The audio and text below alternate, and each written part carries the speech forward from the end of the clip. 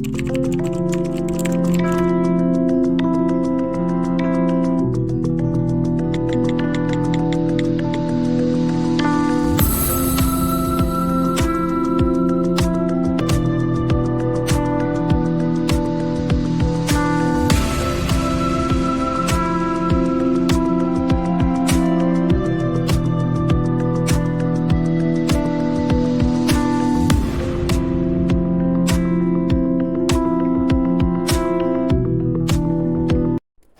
Amigos, welcome back to lead yourself first. അവിടെ എന്തൊക്കെയുണ്ട് വിശേഷം? എല്ലാവരും സുഖമായിട്ട് ഹെൽത്തി ആയിട്ട് ഹാപ്പി ആയിട്ടിരിക്കണമെന്ന് വിചാരിക്കുന്നു. എനിക്കറിയാം നമ്മൾ ഒരുപാട് ദിവസമായി സംസാരിച്ചിട്ട്, നമ്മൾ ഒരുപാട് ദിവസമായി ഒരു ലോങ് വീഡിയോ അപ്ലോഡ് ചെയ്തിട്ട്. Personally I was not in a condition to shoot, edit and upload. Already ഞാനൊരു വീഡിയോ ചെയ്തു, അത് ഡിലീറ്റ് ചെയ്തു. ബിക്കോസ് ഞാൻ ഒട്ടും സ്റ്റേബിൾ അല്ലാത്തൊരു കണ്ടീഷനിലൂടെയാണ് ഞാനിപ്പോൾ പോയിക്കൊണ്ടിരിക്കുന്നത്. അതായത് നമ്മൾ ഇമോഷണലി, ഫിസിക്കലി നമുക്ക് വീക്കായി തോന്നുന്ന സമയങ്ങളിൽ നമുക്ക് പ്രത്യേകിച്ചൊന്നും കാര്യമായിട്ട് ചെയ്യാൻ തോന്നില്ല അല്ലേ. സോ റൈറ്റ് നൗ ഞാൻ അങ്ങനെ ഒരു സിറ്റുവേഷനിലാണ്. ഞാൻ ഇടയ്ക്ക് ഒത്തിരി കൺഫ്യൂസ്ഡ് ആവുന്നു. ചില കാര്യങ്ങളിൽ ഒരു പ്രോപ്പർ ഡിസിഷൻ എടുക്കാൻ പറ്റാത്തൊരു സിറ്റുവേഷൻ വരുന്നു. അതിനിടയ്ക്ക് ഫിസിക്കലി കുറേ പ്രോബ്ലംസ് ഹിറ്റ് ചെയ്യുന്നു. അങ്ങനെ എനിക്കറിയാം എന്തൊക്കെയോ കാര്യങ്ങൾ ലൈഫിൽ ഇനിയും ഫിക്സ് ചെയ്യാനുണ്ട്. ഇതിങ്ങനെ മുന്നോട്ട് പോയാൽ ശരിയാവില്ല എന്നൊക്കെ അറിയാം. But I felt I M in A loop. I was repeating the same things, but still I can't escape from this loop. നിങ്ങൾക്ക് എത്ര പേർക്ക് ഇത് റിലേറ്റ് ചെയ്യാൻ പറ്റുമെന്ന് എനിക്കറിയില്ല. ഒത്തിരി പേർക്ക് മനസ്സിലാവും എൻ്റെ ഈ കണ്ടീഷൻ എന്താണെന്നുള്ളത്. പക്ഷേ നമ്മളെടുത്തിട്ടുള്ള ഓരോ തീരുമാനങ്ങളോടും നീതി പുലർത്തേണ്ട ഉത്തരവാദിത്വം നമുക്ക് തന്നെയാണ് എന്ന് വിശ്വസിക്കുന്ന ഒരാളാണ് ഞാൻ. അതുകൊണ്ട് എനിക്ക് ഏതൊരു സിറ്റുവേഷൻ വന്നാലും ആ സിറ്റുവേഷൻസൊക്കെ അതിജീവിച്ചേ പതിയാവുള്ളൂ, മുന്നോട്ട് പോയേ പറ്റുള്ളൂ. ഓരോ വട്ടവും തളർന്നു പോകുമ്പം നമ്മൾ എന്തിനു വേണ്ടിയാണ് ഇതൊക്കെ തുടങ്ങി വെച്ചത് എന്ന് ആലോചിക്കുമ്പം കിട്ടുന്നൊരു എനർജി ഉണ്ടല്ലോ, അതൊന്ന് വേറെ തന്നെയാണ്. ആ ഒരു എനർജീൻ്റെ പിൻബലത്തിലാണ് ഞാൻ ഇന്നും മുന്നോട്ട് പോകാൻ ശ്രമിച്ചുകൊണ്ടിരിക്കുന്നത്. എപ്പോഴൊക്കെ തളർന്നു തോന്നുമ്പോഴും ആ റീസൺ ചിന്തിക്കുമ്പോൾ ഇതിവിടെ സ്റ്റോപ്പ് ചെയ്താൽ ശരിയാവില്ല, ഇതിനു വേണ്ടിയല്ല ഞാൻ തുടങ്ങിയത് എന്ന് ഞാൻ എന്നോട് തന്നെ പറഞ്ഞ് മനസ്സിലാക്കും.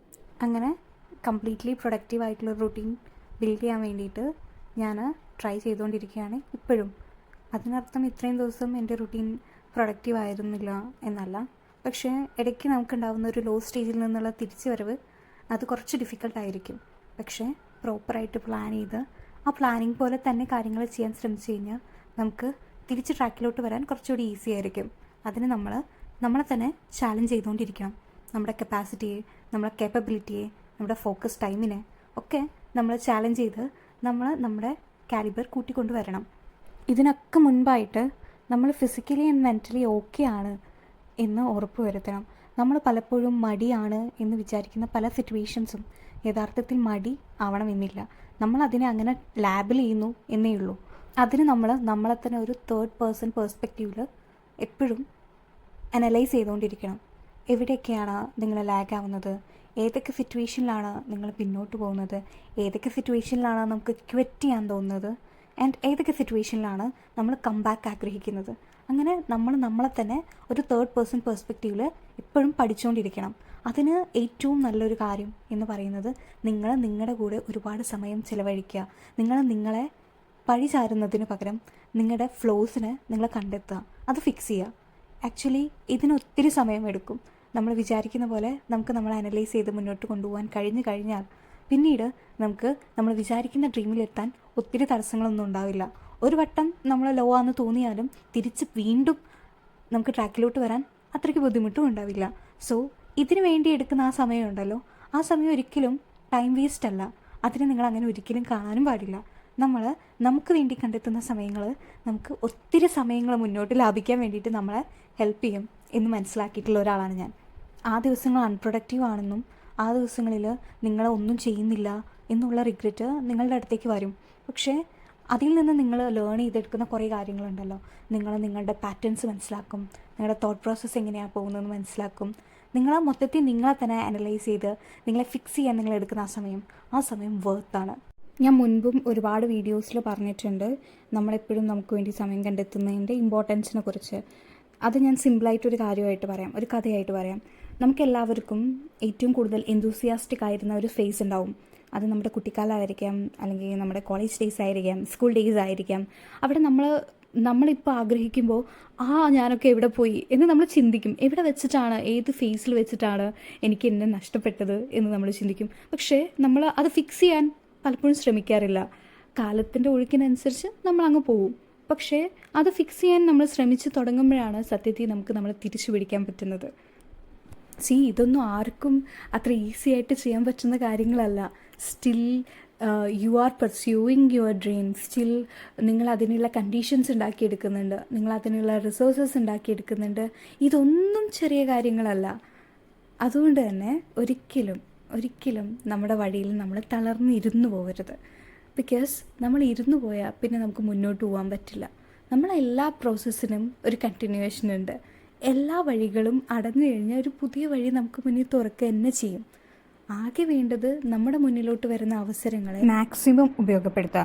ബിക്കോസ് നമുക്കിപ്പോൾ കിട്ടുന്ന ഈ ഒരു അവസരമുണ്ടല്ലോ, അത് ഭാവിയിൽ നമുക്ക് കിട്ടിക്കൊള്ളണം എന്നില്ല. അതുകൊണ്ട് നമുക്കിപ്പോൾ ഉണ്ടാകുന്ന കംഫർട്ട് സോൺ, ഇപ്പോൾ ഉള്ളൊരു സിറ്റുവേഷൻസ്, അതിനൊക്കെ നമ്മൾ ഒത്തിരി ഇമ്പോർട്ടൻസ് കൊടുക്കേണ്ടതുണ്ട്. സോ ഇത്രയൊക്കെയാണ് എനിക്കിന്ന് പറയാനുള്ളത്. ഇതൊക്കെ റാൻഡംലി എൻ്റെ മനസ്സിലോട്ട് വന്നിട്ടുള്ള കുറച്ച് തോട്ട്സാണ്. ഞാൻ കഥ പറച്ചിലിൻ്റെ കൂട്ടത്തിൽ നമ്മൾ ഇന്ന് 10 hour കംപ്ലീറ്റ് ചെയ്തിട്ടുണ്ട്. അതിൻ്റെ കൂടെ തന്നെ ഞാൻ 10 days 10 hour ചാലഞ്ചിൻ്റെ അപ്ഡേറ്റും കൂടി പറയാം. 100 hours ആയിരുന്നു നമ്മൾ ടാർഗറ്റ് ചെയ്തിട്ടുണ്ടായിരുന്നത്. ബട്ട് അറൗണ്ട് ഒരു 60 hours എനിക്ക് കംപ്ലീറ്റ് ചെയ്യാൻ വേണ്ടിയിട്ട് പറ്റിയിട്ടുണ്ടായിരുന്നുള്ളൂ. ഒട്ടും മൂവ് ചെയ്തിരിക്കുന്നതിലും എത്രയോ ബെറ്ററാണ് നമ്മൾ കുറച്ചെങ്കിലും നമ്മളെ ടാർഗറ്റ്സ് അച്ചീവ് ചെയ്യാൻ ട്രൈ ചെയ്യുന്നത്, അല്ലേ? സോ ഉറങ്ങുന്നതിന് മുന്നേ ഞാൻ ടാർഗറ്റ്സൊക്കെ മാർക്ക് ചെയ്യും. എന്നിട്ട് നെക്സ്റ്റ് ഡേയിലേക്കുള്ള കാര്യങ്ങളൊക്കെ ഒന്ന് പ്ലാൻ ചെയ്ത് വെക്കും. ബിക്കോസ് നെക്സ്റ്റ് ഡേ തുടങ്ങുമ്പോൾ തന്നെ കുറച്ചുകൂടി എനർജറ്റിക് ആയിട്ടാണ് ഇന്ന് ചെയ്യാനുള്ള ടാസ്ക് ഇതൊക്കെയാണ് എന്ന് മുന്നിലുണ്ടാകുമ്പോൾ നമുക്ക് ആ ഡേയ്സ് കുറച്ചുകൂടി പ്രൊഡക്റ്റീവായിട്ട് യൂസ് ചെയ്യാൻ പറ്റും. അതിനുശേഷം ഞാൻ ഒന്ന് സ്ട്രെച്ചൊക്കെ ചെയ്തു. ബിക്കോസ് ഞാൻ പറഞ്ഞല്ലോ, കുറച്ച് ഹെൽത്ത് ഇഷ്യൂസ് ഉണ്ട്. എനിക്ക് ലോങ് ഹവേഴ്സൊക്കെ ഇരുന്ന് കഴിഞ്ഞാൽ നല്ല ബാക്ക് പെയിനും നെക്ക് പെയിനും ഒക്കെ വരും. സോ അതിൽ നിന്നൊക്കെ ഒന്ന് റിലീഫ് കിട്ടാൻ വേണ്ടിയിട്ട് ഞാൻ ചെറുതായിട്ട് സ്ട്രെച്ചിങ് ഒക്കെ ചെയ്യാറുണ്ട്. ഞാൻ നിങ്ങളോടും റെക്കമെൻഡ് ചെയ്യാണ്, ലോങ് ഹവേഴ്സൊക്കെ ഇരിക്കുന്ന ദിവസങ്ങളിൽ ബ്രേക്കിൻ്റെ സമയത്തോ അല്ലെങ്കിൽ നൈറ്റോ ഏർലി മോർണിംഗോ എപ്പോഴെങ്കിലും നിങ്ങളെ ബോഡി മൂവ് ചെയ്യാൻ അല്ലെങ്കിൽ സ്ട്രെച്ച് ചെയ്യാനൊക്കെ കുറച്ച് സമയം കണ്ടെത്തുന്നത് നന്നായിരിക്കും. അതുപോലെ തന്നെ നമ്മളൊന്ന് മെൻ്റലി ഒന്ന് ഓക്കെ ആവാൻ, മൈൻഡിലെ ഫോഗൊക്കെ ഒന്ന് ക്ലിയർ ചെയ്യാൻ നിങ്ങൾക്ക് മെഡിറ്റേഷനും കൂടി ഇൻക്ലൂഡ് ചെയ്യാൻ വേണ്ടിയിട്ട് പറ്റും. സിമ്പിളായിട്ട് നിങ്ങൾക്ക് ചെയ്യാൻ പറ്റുന്ന ഒരു ടൈപ്പ് ഓഫ് മെഡിറ്റേഷൻ എന്ന് പറയുന്നത് താത്രിക് ആസനാണ്. അതിനെക്കുറിച്ചുള്ള വീഡിയോസൊക്കെ അവൈലബിൾ ആണ്. ഇനി താല്പര്യമുണ്ടെങ്കിൽ കമൻറ്റ് ചെയ്ത് ഞാൻ എങ്ങനെയാണ് ചെയ്യുന്നതെന്ന് പറഞ്ഞുതരാം. സോ ഇതാണ് എൻ്റെ ഒരു പ്രൊഡക്റ്റീവ് ഡേ. ഇങ്ങനെയാണ് യൂഷ്വലി ഞാൻ 10-12 hours ഒക്കെ പഠിക്കുമ്പോൾ എൻ്റെ ഒരു ഡെയിലി റുട്ടീൻ പോവാറ്. സോ നിങ്ങളുടെ അഭിപ്രായങ്ങൾ കമൻറ്റ് ചെയ്യാൻ മറക്കരുത്. അടുത്ത വീഡിയോയിൽ കാണുന്നവരെ ബൈ.